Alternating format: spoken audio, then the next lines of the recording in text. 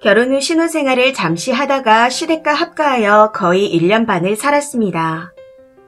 우선 결론부터 말씀드리면 시가 사람들은 나쁜 사람들이었습니다. 심지어 남편까지. 사실 결혼 당시 신혼집을 제가 절반을 조금 넘게 해갔었기에 합가할 이유가 전혀 없었습니다. 그런데 시부모님과 같이 살던 아주버님께서 갑자기 돌아가시게 되면서 그 충격에 위로차 당분간 저희 집에서 살겠다고 하시더라고요. 아주버님께서 스스로 잘못된 선택을 하신 후 돌아가신 거라 그 집에서는 못 살겠다 하시기에 그래, 얼마나 충격이시겠어 하고 생각을 했었습니다. 그리고 당시 상황이 합가를 안 하면 피도 눈물도 없는 사람으로 매도당할 분위기였기도 했고요. 지금 생각해보면 참 어리석었죠. 아주버님께서 저와 결혼 전부터 정신병을 앓고 계셨는데 저는 그런 사실을 전혀 알지 못했었습니다. 그걸 알고 난 후 나를 속인 건가 하는 생각이 잠시 들긴 했었지만 당시에는 괘씸한 마음보다는 안타까움이 더 컸기에 당분간이라는 전제하에 합가를 했던 거였습니다. 그런데 이것도 지금 생각하면 말이 안 되는 게 저희 집이 시댁과 같은 아파트 단지이고 바로 앞동이었기에 아주버님께서 돌아가신 곳이 훤히 다 보였거든요. 그러니 결국 그 집에서 계속 사나 저희 집으로 오시나 뛰어내린 그 자리가 보이는 건 똑같았습니다.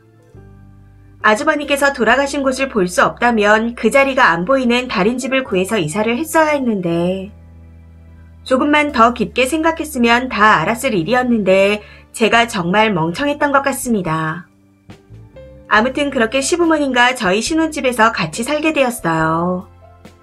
그런데 그렇게 조금 살다 보니 애초에 합가를 하게 된 이유는 온데간데 없이 사라지고 없었고 제가 아이를 낳고 난 후로는 누가 아쉬워서 합가를 했냐 하며 주객전도가 되어 있었습니다. 그리고 어느 사이엔가 저는 주변 사람들에게 시어머니를 살림에 부려먹고 아기도 맡겨서 키우려고 하는 못된 며느리가 되어 있더라고요. 알고 봤더니 시어머니께서 이전에도 그랬지만 앞으로도 아이를 다 키워줄 예정이고 둘째를 낳아도 본인 몸을 다 상해가며 키워줄 갸륵한 시어머니라고 떠들고 다니셨더군요. 둘째라니. 도대체 합가를 몇 년이나 하자는 얘기였는지. 더 어이가 없었던 건 그 이야기를 하실 당시 1년간 육아휴직 기간이었기에 아기를 맡기기 전이었다는 겁니다. 실제 살림도 제가 더 많이 했었고 시어머니는 하는 일 없이 취미생활만 하는 상황이었고요. 그럼에도 불구하고 밖에 나가서는 불쌍하고 갸륵한 시어머니 행세를 하고 다니셨던 거였습니다. 거기다가 앞으로 육아휴직이 끝나고 아기를 맡기게 되면 아기 보는 비용을 달라고 하셨는데 예를 들어 제가 200을 벌어온다면 250을 달라고 하시더라고요. 심지어 생활비도 저희가 다 대고 있었는데 여기에 더해서 시아버지의 시집살이도 참 지옥 같았습니다. 시아버지의 성격이 별로 좋지 않으신데 가족들은 그걸 잘 알고 있어서 그런지 투명인간 취급을 하더라고요. 그런데 저는 며느리라 차마 그럴 수가 없었습니다. 그러니 만만한 사람이라 생각을 하셨는지 기분이 나쁘면 그 모든 잔소리를 제가 들어야 했고 뒤치다꺼리를 다 해드려도 욕심이 끝이 없으셨습니다. 진짜 몸종 하나 집에 들였다 쉽게 부려먹으셨죠. 남편이요. 사랑해서 결혼했지만 합가를 하고 난 이후로는 사랑이라는 게 있었을까 싶을 정도로 오만정이 다 떨어졌습니다. 남편 얘기를 하나만 하자면 시어머니께서 제가 문을 닫고 나간 줄 알고 저한테 쌍욕을 한 적이 있었습니다. 그런데 제가 그걸 들어버린 거죠. 당시 그것 때문에 난리가 났었는데 남편이라는 그 작자가 자기 엄마 편을 들며 하는 말이 아주 가관이었습니다. 네가 어머니 친딸이었으면 진작에 너한테 더 심한 말도 했을 거다. 우리 엄마가 며느리라서 얼마나 조심하고 신경 쓰는 줄 아냐? 하는데 개변도 이런 개변이 있나 싶더군요.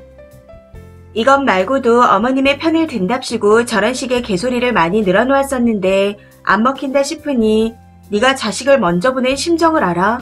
하며 꼭 아주버님을 들먹였습니다.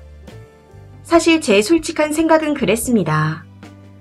이런 말하기는 좀 그렇지만 애초에 정신병이 있는 형을 숨기고 결혼했고 그 형이 돌아가시고 시부모님을 모시고 살아가고 있다면 저한테 절을 하고 살아야 하는 게 맞는 거 아닌가 하는 생각이요.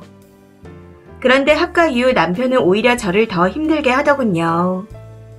사실 남편이 평소 가부장적인 부분이 좀 있었습니다. 그래서인지 합가 후 저한테 엎드려 살고 싶지 않아서 오히려 더 큰 소리를 친다는 느낌이 들더라고요. 꼬투리를 잡아야 큰 소리를 칠 수 있다고 생각을 한 건지 뭐 작은 거 하나라도 꼬투리를 잡으려고 안달이나 있는 사람 같았습니다. 아무튼 그렇게 합가 기간 내내 이런 식으로 사람 피를 말리고 힘들게 하니 나중에는 제가 정신병이 올 것 같다는 생각이 들더군요.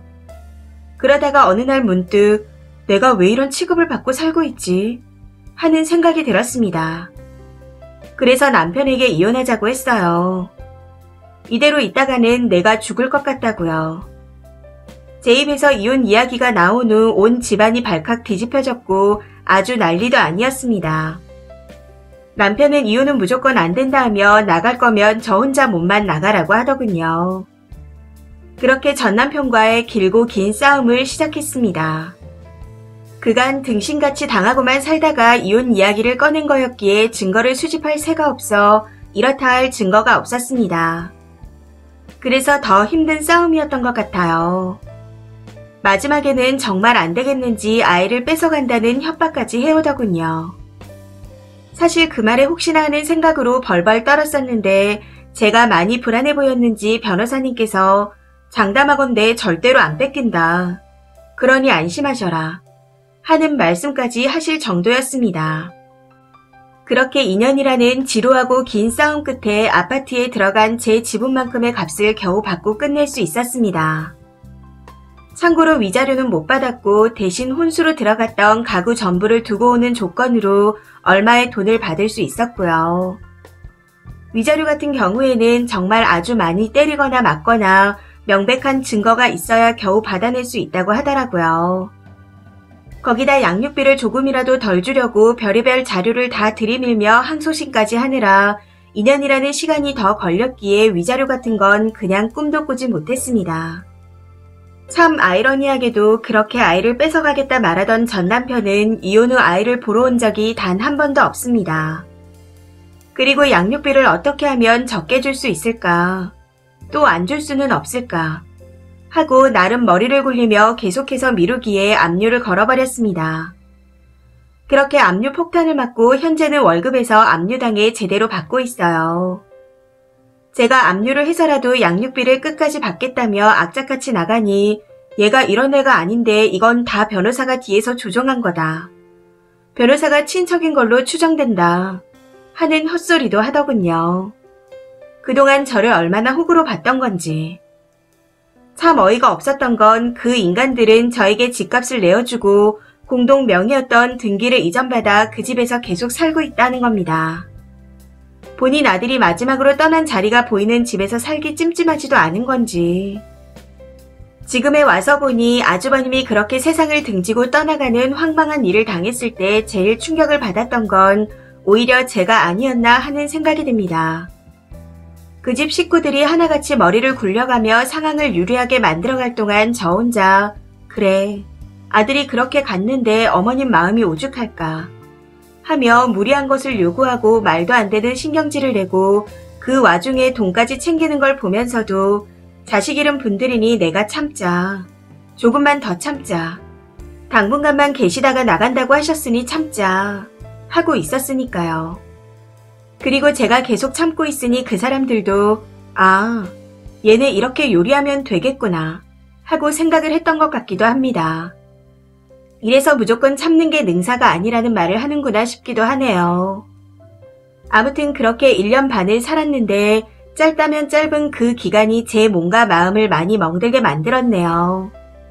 친정에 와서 처음에는 길을 가다가도 비슷한 나이의 아주머니가 저에게 다가오거나 말을 걸기만 해도 움찔하고 경기가 날 정도로 후유증이 컸으니까요.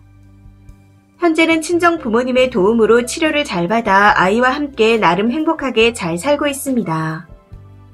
그래도 가끔 예전 생각을 하면 화가 솟구치기도 하고 답답한 마음이 들기도 하네요. 그럴 때면 그래도 나는 그쯤에서 빠져나올 수 있어서 다행이다 하는 생각으로 마음을 다잡곤 합니다.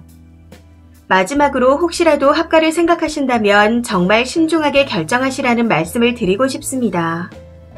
물론 모든 시가 사람들이 다 똑같을 거라고는 생각하지 않지만 아무리 좋은 시부모님도 합가해서 살기 시작하면 크고 작은 트러블이 생기기 마련이니까요. 갑자기 답답한 마음에 주저리 하고 싶어 글을 쓰게 되었는데 생각보다 길어진 것 같습니다. 그래도 쓰고 나니 한결 후련해진 것 같네요. 긴 글 끝까지 읽어주셔서 감사합니다.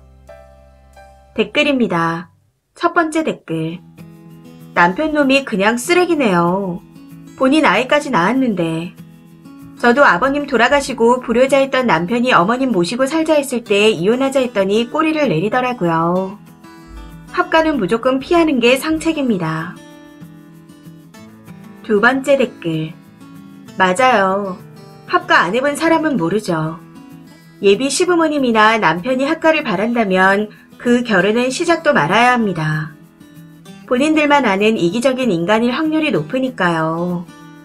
저도 시부모님 말에 속아서 얼떨결에 1년 살다가 온갖 욕을 다 듣고 병까지 얻고 나왔네요.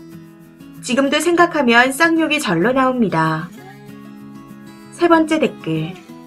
그 집안 사람들 전부가 그냥 악마 같네요. 조금 늦긴 했지만 탈출하셔서 다행입니다. 그 중에 남편 놈이 제일 악질인 것 같은데 그냥 평생 결혼하지 말고 지 엄마랑 둘이 손잡고 살았으면 좋겠네요. 네 번째 댓글. 잘 헤어지셨어요. 그렇게 5년이고 10년이고 당하고 사시는 분들이 많으시던데 그래도 님은 그나마 일찍 자각해서 탈출을 하셨잖아요. 앞으로는 꽃길만 걸으세요. 그나저나 그 시모랑 전 남편은 어찌 사는지 그냥 재혼 못하게 어디 공고라도 했으면 좋겠네요. 또 다른 피해자가 발생하지 않게. 이 사연은 여기까지입니다. 시청해주셔서 감사합니다.